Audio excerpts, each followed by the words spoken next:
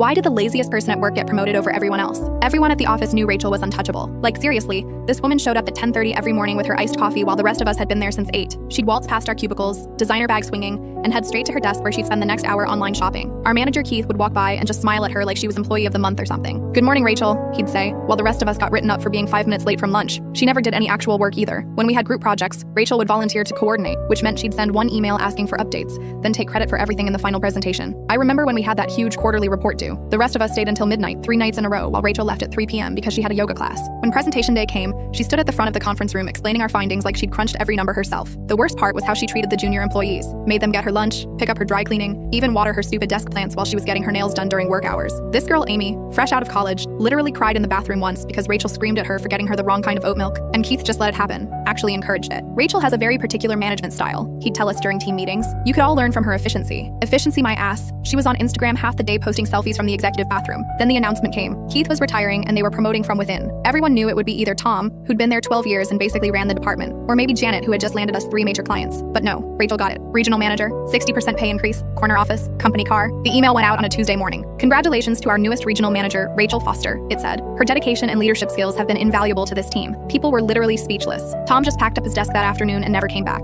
Janet transferred to the Seattle office within a week. The rest of us were stuck. Rachel's first day as manager was something else. She called a mandatory meeting at 7 a.m., said anyone who was late would be written up. Then she showed up at 10:45 with some excuse about traffic. She restructured the entire department based on who she liked. Her friends got the good accounts. Everyone else got stuck with the impossible clients and weekend shifts. About 3 weeks into her new position, I was working late trying to fix one of Rachel's mistakes on a budget report when I heard voices from Keith's old office. Rachel was in there with someone, but I couldn't tell who. The next morning, something weird happened. Rachel's keycard didn't work. She stood there at the security desk for 20 minutes arguing with the guard, demanding he let her in, threatening to fire him. But he just kept saying her access had been revoked. That's when 2 people from corporate walked in. They didn't say anything to her, just walked past while she was still yelling at security. An hour later, we got an email from the CEO himself. It was short. "Due to falsified credentials and breach of company policy, Rachel Foster's employment has been terminated effective immediately. Please direct all questions to HR." Turns out Rachel never had a college degree, never even went to college. That MBA from Northwestern on her resume? Completely fake. The 5 years of management experience at her previous company? They'd never heard of her. But here's the kicker. She hadn't just lied on her application. She'd been in a relationship with Keith for 2 years. He knew everything. He'd been covering for her, promoting her, giving her special treatment while his own wife was going through dementia treatments at a nursing home 40 minutes away. Keith's wife's cousin worked in our IT department. Nobody knew until she came in one day to update some emergency contact information and saw Rachel's photo on Keith's desk. She did some digging, found the hotel receipts Keith had been expensing as client meetings, and reported everything to corporate. They investigated for 3 weeks before pulling the trigger. Keith lost his entire retirement package. 30 years with the company gone. Rachel tried to sue for wrongful termination, but her lawyer dropped her when he found out about the fake credentials. Last I heard, she was working at her dad's car dealership as a receptionist. Keith's wife divorced him and took everything. He moved back in with his elderly mother in Ohio. The company promoted Tom remotely to come back and fix the mess.